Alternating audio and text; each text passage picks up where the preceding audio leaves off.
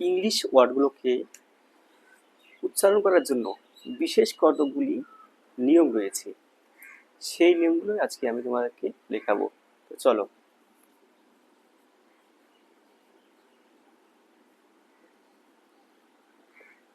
Pronunciation মানে উচ্চারণ। সেই নিয়মগুলিকে আবার দু ভাগে ভাগ করা হয়, একটা শর্ট সাউন্ড আর একটা হচ্ছে একটা লং সাউন্ড আর একটা শর্ট সাউন্ড। শর্ট সাউন্ড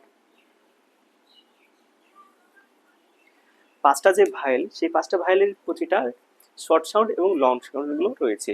সেই শর্ট সাউন্ড এবং লং সাউন্ড গুলো আমি লিখে দিচ্ছি।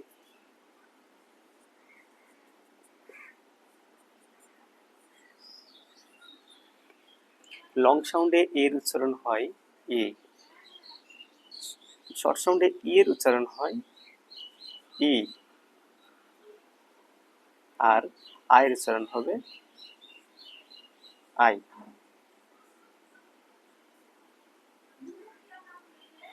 আর ও এর উচ্চারণ ও, আর এর উচ্চারণ ইউ। এবং শর্ট সাউন্ডে এর উচ্চারণ হয় এ, এর উচ্চারণ এ, আয়ের উচ্চারণ আই, এবং ও এর উচ্চারণ অ,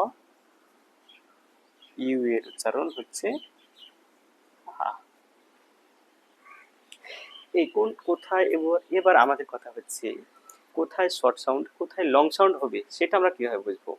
তার সেই নিয়মগুলো হচ্ছে, সেই নিয়মগুলো লিখে দিচ্ছি দেখো। ভি, সি, ভি, ভিসিভি যদি থাকে তাহলে সেটা হবে লং সাউন্ড। ভি